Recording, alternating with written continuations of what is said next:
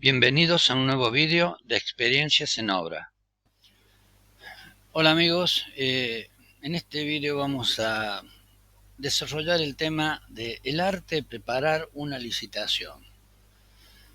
Este video pretende dar un pantallazo de una especialidad de la ingeniería como lo es el estudio y presentación de propuestas en una licitación o pedido de cotización de cualquier naturaleza.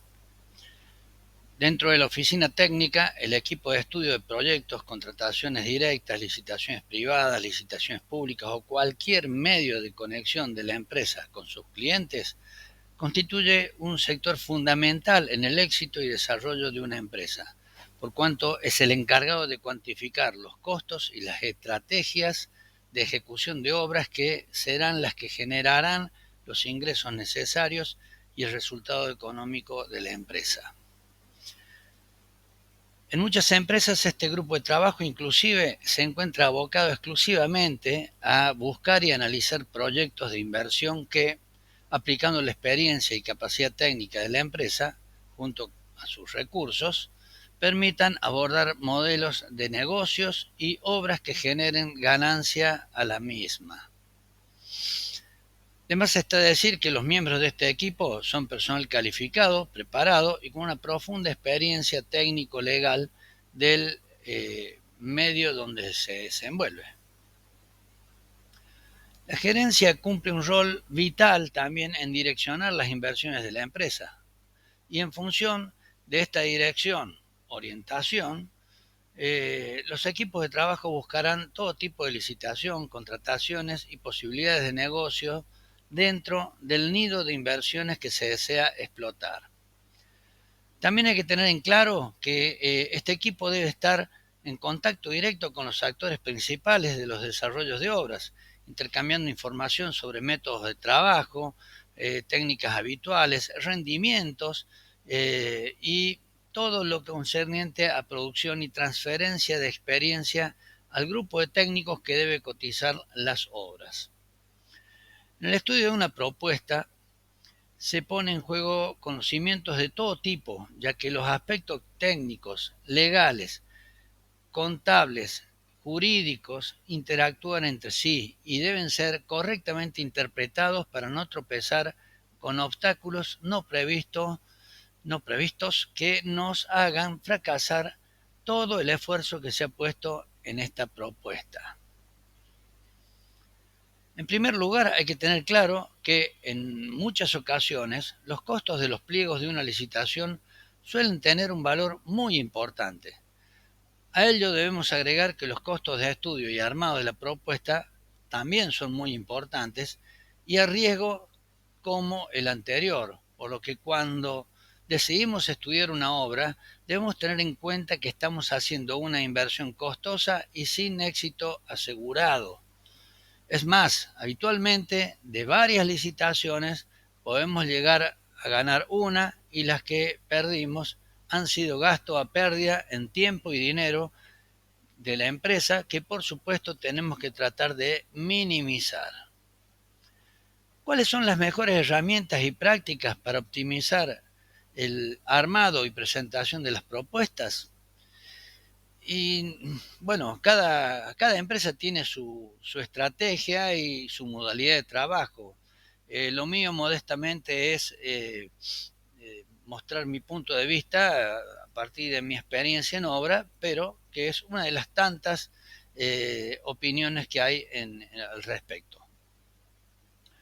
Normalmente los pliegos tienden a la lógica técnica de tener, en primer lugar, un pliego general de bases y condiciones, que este pliego que resulta habitual en las obras públicas puede ser nacional, provincial o inclusive privado si una empresa licita remodelaciones periódicas en su planta o dependencias o inclusive puede aludir a alguno de los pliegos generales que se encuentran publicados y de uso oficial por entes gubernamentales, por ejemplo. El nombre que le hemos puesto no es único, sino que es una de las tantas formas en que puede aparecer publicado, pero no es excluyente de otras denominaciones que lo identifiquen expresamente para el fin que fue redactado y publicado. En este pliego se habla solo de generalidades, de tramitaciones, de las formas de presentación de las propuestas, del contenido de la documentación de las propuestas, de las leyes que rigen la ejecución de las presentaciones y el desenvolvimiento de las obras que utilizan este pliego, sin tener en cuenta una obra en específico, sino que para uso general en esta repartición y o en esa provincia o región. Delega en el pliego particular de especificaciones técnicas todo aquello que tenga que ver directamente con la obra en cuestión y en métodos de ejecución de ítems generales eventualmente, teniendo cada pliego de bases y condiciones un formato propio de cada repartición, provincia o nación. Después está el pliego particular de especificaciones técnicas que acabamos de nombrar. Este pliego se refiere a aspectos técnicos y legales que no se encuentran en el pliego de bases y condiciones o que modifican al mismo en esta obra específicamente, por lo cual este pliego está por encima del pliego general de bases y condiciones, en orden de importancia y prelación. Este pliego viene a aportar información y condiciones propias de la obra que se licita y a ampliar lo que sea necesario para que la obra no tenga puntos negros o vacíos legales que pongan en peligro la ejecución exitosa de la obra. Junto con la documentación que nos entregarán al momento de retirar el pliego, vamos a encontrar los planos generales y de detalles, que son los planos que grafican la obra desde la generalidad hasta los detalles que se desea ejecutar y que determinan los detalles técnicos de la misma. Un detalle importante es que los planos de detalles tienen prelación sobre los planos generales, por lo que hay que revisar a fondo toda la documentación que se adjunta al pliego para que no queden dudas de lo que se desea construir y con qué materiales y terminaciones.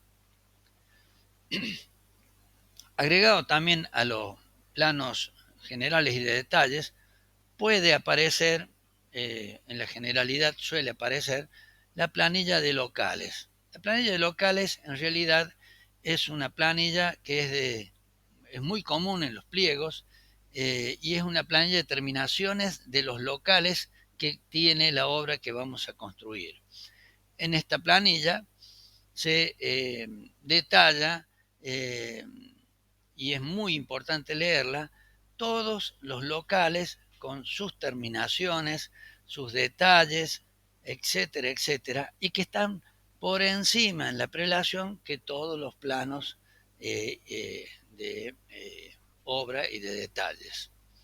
Es decir, tiene una importancia legal muy fuerte e importante, por lo cual hay que tenerla muy en cuenta al momento de analizar la documentación. También están las planillas tipo de presentación de propuestas, que en algunas reparticiones o empresas, para evitar algunas trampas que más adelante explicaremos, adjuntan las planillas de ítems e incidencias de cada uno en la formulación de la propuesta. Indican eventualmente los porcentajes de flete, de gastos generales y otras incidencias que se debe respetar. Básicamente los pliegos intentan, dentro de su documentación, que no quede nada librado al azar, por lo que se hacen muy extensos y tediosos, pero muy necesarios de aprender, ya que no es apelable un error de interpretación de esta documentación. En la documentación pueden surgir dudas de toda naturaleza que son necesarias aclarar con el comitente. Esto se debe hacer por vía de nota formal para que la respuesta sea por esa vía y se adjunte a la presentación. El comitente, ante la presentación de estas notas con planteos, emitirá lo que se llaman normalmente, no excluyente de otros nombres, notas aclaratorias, donde procederán a salvar todas las dudas que se planteen, tanto técnicos como legales. Puede haber varias notas aclaratorias e inclusive tienen prelación por encima de toda la documentación, por lo que hasta pueden dilatar la apertura de las propuestas. En el estudio de las propuestas iniciamos varias líneas de trabajo. Una vía será la técnica, que se encargará de estudiar toda la documentación técnica referida a la obra específica, y otra que comenzará a recabar toda la información legal que se necesita aportar a los fines de, por ejemplo, gestionar la garantía de presentación de las propuestas, los antecedentes y capacidad técnica y financiera de la empresa, etcétera. Documentación estas que se encuentran detalladas dentro de los pliegos. Ahora hablemos de la presentación técnica. Hay que tener claro que cuando no se dispone de herramientas idóneas para el análisis y desmenuzado de los costos de los ítems, que pueden estar predeterminados o que será responsabilidad de la empresa proponerlos, que constituye formarán la ejecución plena de la obra.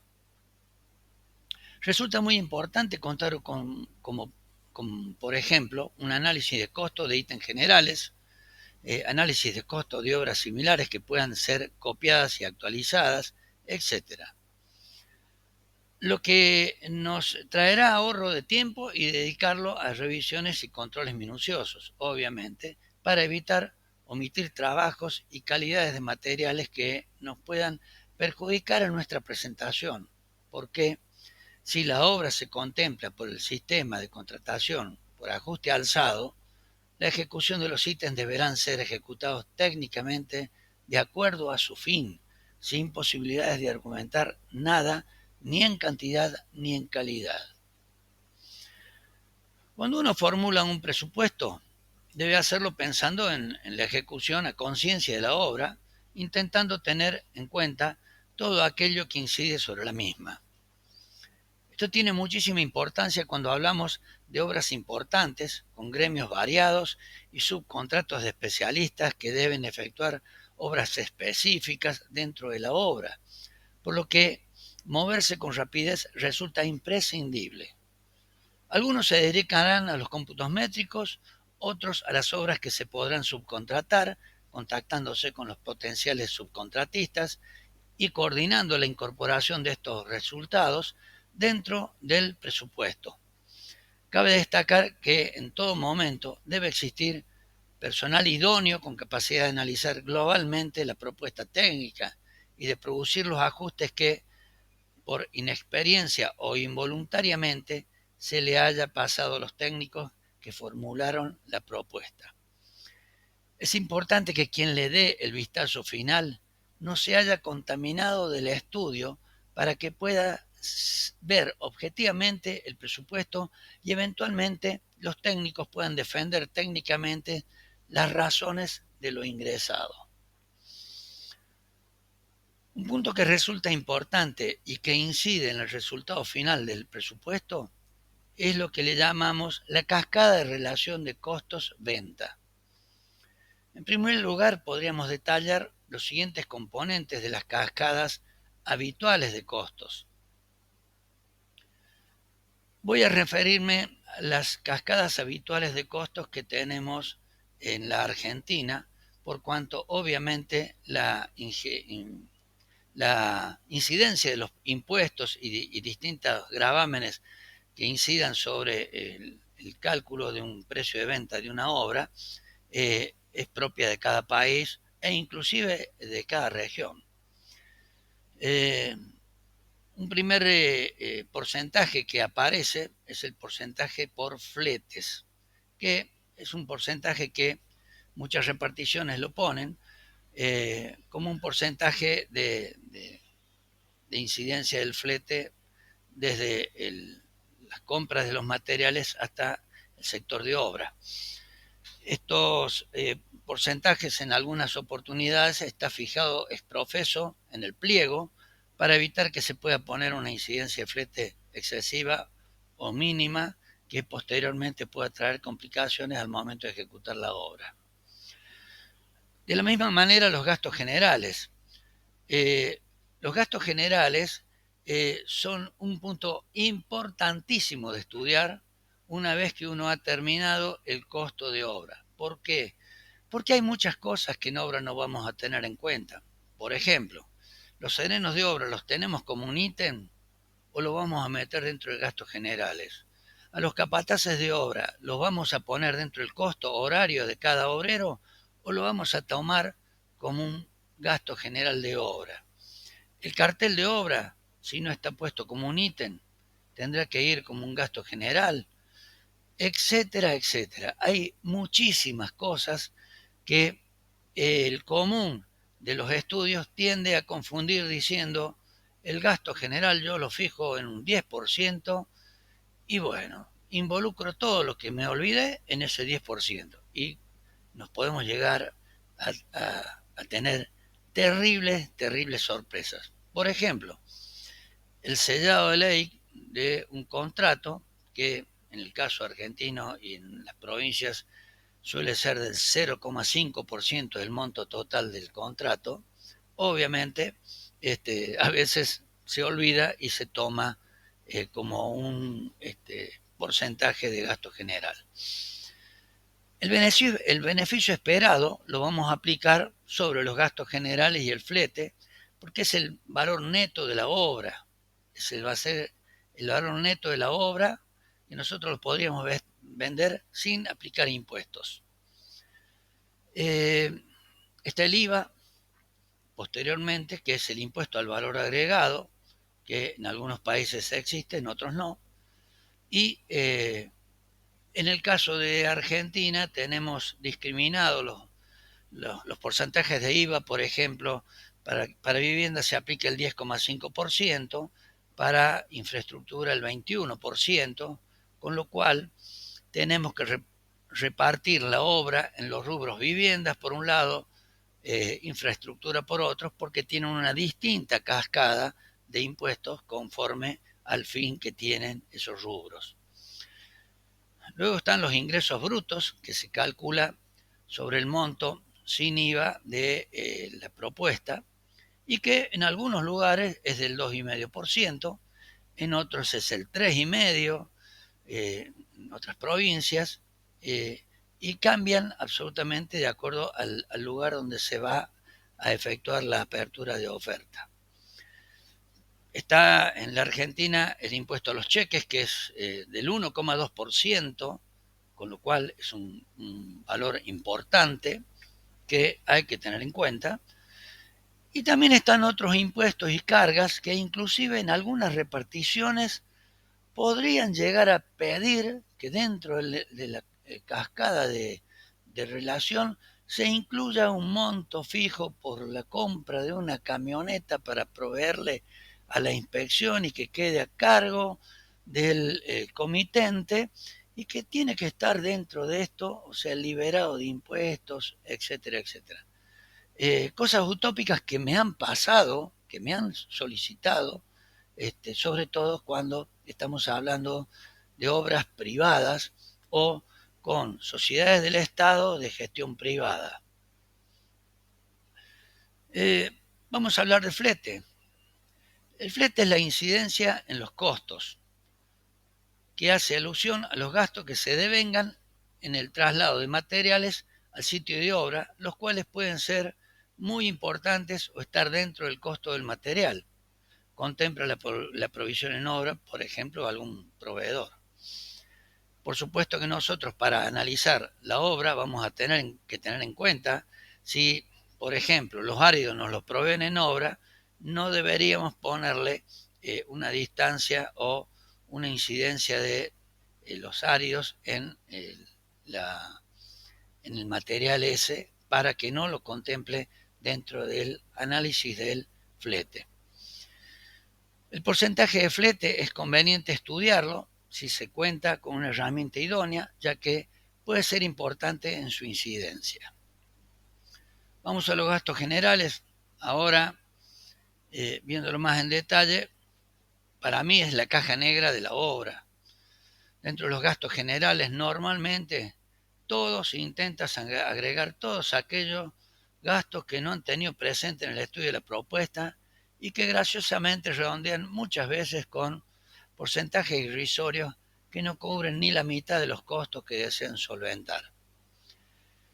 El estudio de los gastos generales lo desarrollaremos en otro video por la importancia que reviste su cuantificación, pero queremos dejar claro que lamentablemente los gastos generales son un costo que posteriormente lo tenemos que sacrificar dentro de nuestras ganancias por no haber sido previsores. El beneficio esperado. Bueno, será el porcentaje de beneficio que espera la empresa ganar si la obra se desarrolla según lo previsto.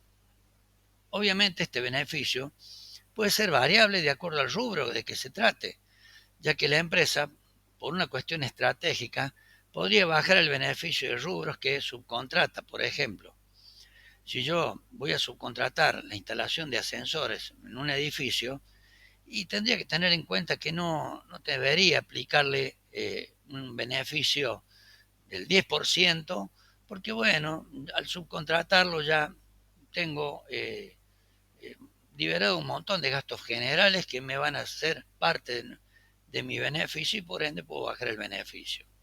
Estrategias que se estudian en cada obra y de acuerdo a las herramientas que tengamos para hacer dicho estudio. Y con ello voy a ir optimizando el estudio de los beneficios.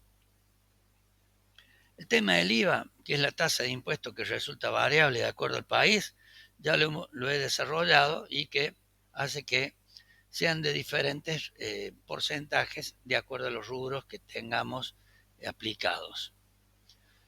Los otros impuestos que gravan el presupuesto, de acuerdo a cada país, provincia o región, estos impuestos deben ser debidamente identificados para evitar que posteriormente se tengan que descontar de las ganancias. Un caso que viene a colación es el caso de algunos municipios que han implementado la graciosa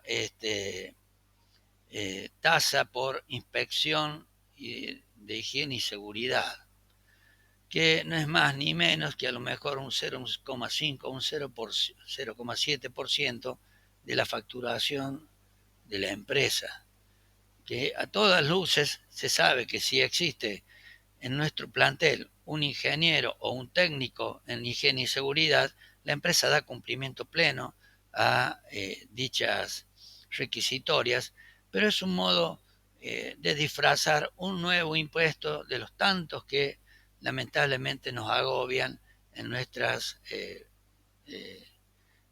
relaciones contractuales. Bueno, con esto ya tenemos un presupuesto final, le hemos aplicado la cascada a cada uno de ellos.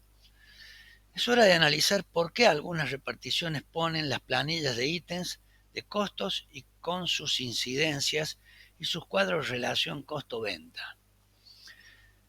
Si analizamos nuestro número final, sabemos que con este podemos hacer la obra. Es una certeza que este número nos alcanza para lograrlo. Tenemos el número con el cual nos atrevemos a hacer la obra. Ahora bien, debo plantear el plan de trabajo y curva de inversiones que prevemos y que nos exige el pliego, la que seguramente tendrá que estar acotada dentro de una curva de mínimos y otra de máximos para certificar, que son las curvas que poseen los entes licitantes para poder programar sus erogaciones mensuales a cada obra dentro de un rango mínimo y otro máximo. Si la empresa no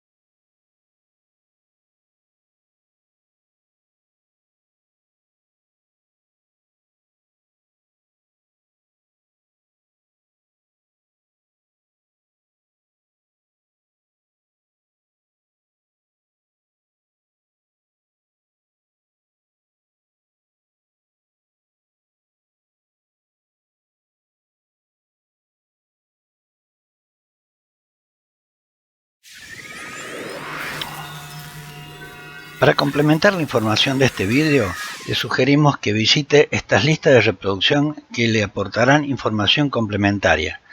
Suscribiéndose a nuestro canal accederá a toda la información visual disponible. Muchas gracias.